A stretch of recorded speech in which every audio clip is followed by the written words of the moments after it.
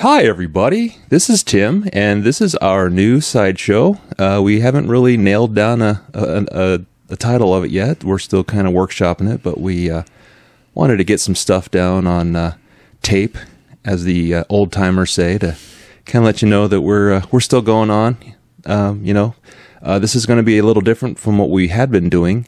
We're going to actually do a short form where we're going to try to keep these, we're going to pick a topic and discuss it and try to do it in between 20 and 30 minutes. No editing, so if I stumble or stutter or whatever, that's going to stay in there. And I am Tim, and I'd like to introduce my co-host over there, Darren. Hello, Tim. How are we today? We're good. How are you doing today? Great. We're ready for a great podcast, and we're going to celebrate this new format. And it's a little more condensed, a little more power packed. It's the condensed orange juice that we're going to make with a great glass of juice when we're done. Without any water, we're just going to let it thaw on the counter. And also, we're going to, like I say, I'm not coming in with any notes. I have an idea of what we're discussing, and then we're just going to kind of talk about it. And there's no editing. We're going to do this without a net, and hopefully we don't land flat on the ground like Wile E. Coyote. And we're actually, since these are short form, I would like to say happy Halloween. Halloween, kind of put myself a horse before the cart there. We're going to try to pump these out every week for you, so it's not 6-7 weeks in between episodes. But what are you going to dress up as Halloween this year? Well, I think I'm either going to go as the Swedish chef or Beaker, whatever. Yeah. I always found the Swedish chef was someone who got like hit in the head too much, and they're like on the job accident. No, that's good. I was thinking about going to someone who turns off his lights and locks the door and doesn't answer it for kids who want candy. That's right. Yeah, that's the best way to go right now. So get yourself some Kit Kats and chill. Right. So. It's funny. We just got a Ring doorbell last year, and we got it around this time, and we had I never turn my lights on I don't pass out candy, and usually I'm working, so it's not a big deal. But I must have gotten so many notifications where this one kid came knocking on the door, and it picks up when they come or when they move, it picks up the movement, and then he hits the doorbell and he puts his face by the camera and goes, "Candy." I was like thinking, "Oh, sorry, kid." I almost wanted to get on there and be like, "There, we ain't got no candy here. Go away." But so yeah, that's good. That's just me, the Scrooge. I'm becoming the old man on the block. The old man shouting at people to get off my lawn, and you're driving too fast. But yeah, it's going to be a good Halloween, and we're going to go out and. People have the fires out in their driveways and have some cocoa and maybe a few adult beverages hidden away that they kind of pass out as well. So we're definitely going to go enjoy it on a Friday this year. So nice. Yeah, that should be fun. So all of you out there, be safe. And so we're going to, like I say, do these short forms. We're going to try to keep it in between 20 to 30 minutes. If we get a topic we're very passionate about, it may go a little longer, but we understand your time's important, and we want to kind of get in and get out. It's we're like robbing a bank. We want to get in, we want to do what we need to do, and we want to get the hell out of there. So, without further ado, here's a topic that I've been thinking about this for a while. We are both sitcom fans, and we're both Seinfeld fans, and so me being the overthinker I am, with one of my favorite characters of that show. For whatever reason, I'm just sitting there thinking, how many episodes has this character been in? And so I'm going to pose the question for you, and we're going to talk about Mr. David Puddy. How many episodes do you think Mr. Puddy was in? Oh, boy. I would have to say he really came on strong at the end there, and really became essential to the cast there at the end there. So I would say he was, I don't know how many episodes are there, period. So probably 29 a season. Yeah, so there's probably so 9 seasons, let's say I think it was 200, maybe just a little under 200. I don't have the... Okay. Hold on, let me pull up here, see what the exact tally is. Well, but, I think you're probably close. We'll just say estimate between 200 and 300 episodes, somewhere in there. I would say probably, at least... so 180 episodes of Seinfeld was created. That's it, huh? Yeah. Wow. Oh, geez. Of course, the first season was only like the Seinfeld Chronicles, so that was, and then the second one was like a half season. But well, if that's it, then I guess we're gonna have to go with 25 episodes. 10. Wow, 10. That's it. David Puddy was only in 10, and when I found that out, I was kind of shocked because some of my favorite scenes involved Puddy. So here, let me see if I can get the scene or the episode rundown. Of course, he made his debut in season 6. I believe it was The Move. Yeah. Oh well, yes, he was the. Where's the 11 here? It says 11. He was the car mechanic. When he was doing the sex move on Elaine, right? I believe that was his first episode. He was in the, of course, he was only in like 2 or 3 of them in the 6th season, but he really came on in the last season. Actually, again, I kind of thought he was sprinkled in a little more, but he was only in season 6 and season 7, which, so actually, okay, so 2 in the season 6, it says.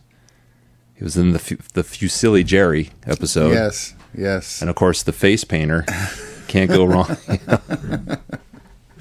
Yeah, the face painter. Yeah, those were great. I was actually watching.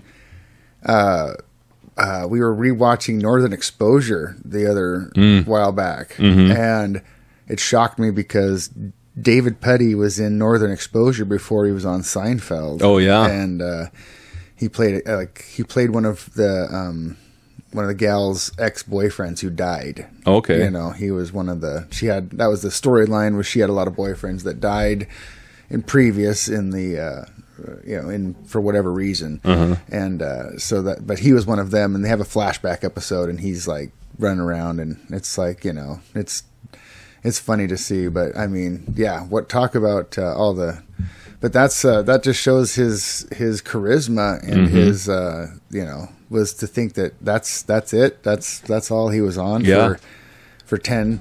Because I mean, some of the funniest episodes are with Puddy. I mean, the other one where he becomes the car salesman and the Twix and all that. I mean, and they're like, I think there's a mental asylum around here. That one's awesome. And then is he in the one that's... I can't remember if he's in the one that's been, I guess, sort of pushed back. What do you call it? That's been censored. Oh, censored. The Lost episode where they have a Puerto Rican day, and he's JJ Pennypacker. Actually, no, I don't think he was in that one. Wasn't in that one. Okay. Let's see here. I can't remember because I know. Yeah, that one. Which. It's sad the time we live in that they've taken that one out of circulation, but. No, the last one he was in before the finale was the one where Kramer's doing the acting for the medical students. Oh, okay. Oh, yeah. When he's like, "You gave me gonorrhea." That's right. And then he's a germaphobe. And she's like, "What's that necklace?" It's a germ. It's a germ. That's right. I mean, the man fur. You know, the man fur. Yeah. She comes walking in and she's like, "Is that going to be your new jacket?" He's all, "Hey, babe, check it out. 8-ball. You got a question? You ask the 8-ball. You gonna wear that all the time?" All signs point to yes.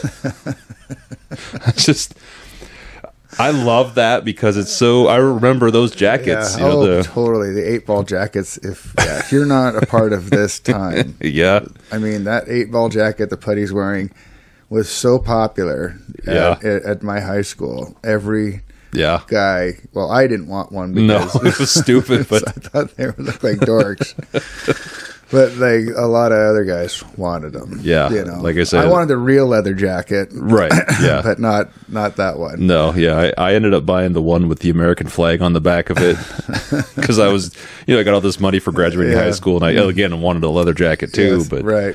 I couldn't use my patience that I didn't have as a 17-year-old. No, I mean, yeah. I will say it still fits to this day, so it's still tucked in my closet. But I never did want the 8-ball. It's like my Marlboro jean jacket that I have from getting so many points from Marlboro. I still got that thing tucked away nice. some corner of my laundry It'll room. look good when you're laid in bed and they're cutting out that lung, It's like, I earned this. still got this jacket.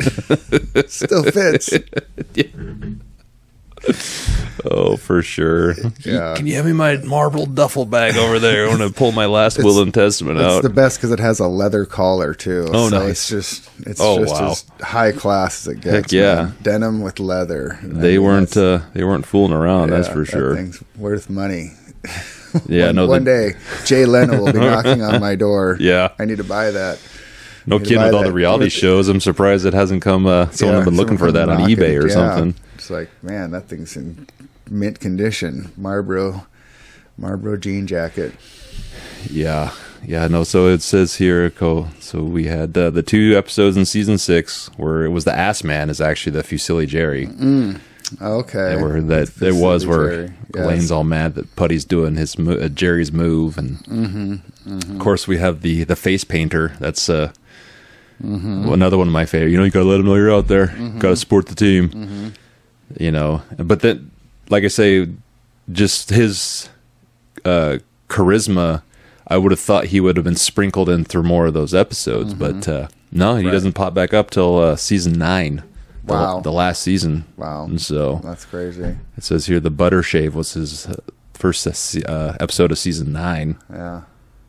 One of my other favorite ones too is when he goes on that trip with Elaine and they get stuck in the plane. Yes. And they end up breaking up over the plane and just causing a big old scene. Well, that's vegetable lasagna. Yeah, that's yeah. right. That's right. That's one of the best ones ever. And they get back together and they break up again. Yep. And she's like, "Are you catching this?" And he's hitting on the stewardesses. Right. They're all, "You're so funny." It's like, what do you expect me to do? Wait for my ever? Yeah. You're over there making time with vegetable lasagna. I was asleep. I was sleeping. Why'd you wake me up? That's a crooner. Yeah. That's just a crooner. Yeah. Oh wait, that's not a crooner. Yeah. Yeah, he perfected that role. That would have been a spin-off character. Oh, for sure. Why wouldn't they? Yeah. They should have pursued that. I mean, that would have been the best. Just Puddy doing, his thing. Yeah. Even if it was a season, I would have watched a season of the life of Puddy. They tried to do a Kramer. I always said they always tried to do a Kramer spin-off. But they didn't have him actually be Kramer. Right. They had him be something else. Yeah. And it's like, no, have him be Kramer as a spinoff, because they did it with Kelsey Grammer and Frasier. They had him be Frasier. If they would have had him be like a psychiatrist living in Seattle, I don't think that show would have worked. But you had him as Kramer, as Frasier. Right, yeah. And he's, so I'm in concurrence on that. That was a great character, and they should have absolutely pushed that further and kept it going to spin off or something like that, because that's too great of a character to let go. So, and not to mention, I mean, like you said, that the actor's name is Patrick Warburton. He was in that show. What was it? Rules of Engagement. Yeah. I mean, I couldn't really get into it, but I never really gave it too much of a shot because of that whole thing. Because, like as you said, where Kramer was the Michael Richards show, where they had him goofing around like Kramer, but they couldn't call him Kramer. Same with that movie he made. He was slopping around like Kramer, but it's like, oh no, I'm not really Kramer. It was like, well, unfortunately, for being so iconically funny like that, that's who you are. Right. Yeah. I mean, of course, he, for me, will always be Stanley Spadowski from the Weird Al Yankovic movie, but the H1. Yeah. Yeah, Stanley Spadowski. But no, I do as far, and then his voice work on the Venture Brothers as Brock Sanson is just so, I mean, perfect. I don't think they could have got a better voice for Brock Sanson. And then they tried to bring him in on the last season of News Radio. Yeah. And to try to save that show, which unfortunately, just because of what happened to Phil Hartman, they couldn't really save it. It was too much of a blow to the show losing him that they couldn't even save it. Yeah, I think if they would have brought him on as a full-time instead of John Lovitz, I would have, like, I have that because I love News Radio and I still watch it every 6-7 months or whatever. But John Lovitz's episodes they're hard. But again, that Puddy's only in like 4 episodes that season. Yeah. Or Jimmy, or is it Johnny Johnson is his Johnny name. Johnson. He's the king of the bums. Yeah. I'm the king, baby. Hey, baby. Hey, Lisa, I want to proclaim my love for you. I'm the king of the bums. So yeah, he's so funny, and then he was the Tick. So that's right. Yeah, he did a lot of stuff that is good. So anytime you see Patrick Warburton, it's pretty good. And then of course he's always the voice of Superman on all those Seinfeld when Seinfeld was doing all those MasterCard commercials. Or something I think it was American Express. Or American Express. Yeah. So. But yeah, he was always that. So no, that's funny to find out. I never would have guessed that few episodes. Yeah, it just shows that if you get good writing with a good character and a good character actor behind it, you feel like they're in more. Right. Yeah. Well, alrighty. So that's kind of a little taste of what we're gonna do for you in the upcoming weeks, and like I say, if it's something you're interested in, you can still email us. I want to give that email address at arnoldorstallone@gmail.com. And of course, we're going to keep this on the same thread as the Arnold or Stallone podcast, so you don't have to go searching for it or hoping we pop up somewhere else. It's all going to be the same. It's a lot more economical to keep everything on the same feed. So we're going to go ahead and do that until those sponsors come rolling in. Wink, wink. But so yeah, that's our first episode. What do you think so far there, Darren? Oh, I like it. I like the condensed version, and I think this is going to be a great pod. So I want to thank everybody for checking us out, and like I say, we're going to try to come hit you with these a lot more frequently. So until next time, we'll talk to you then.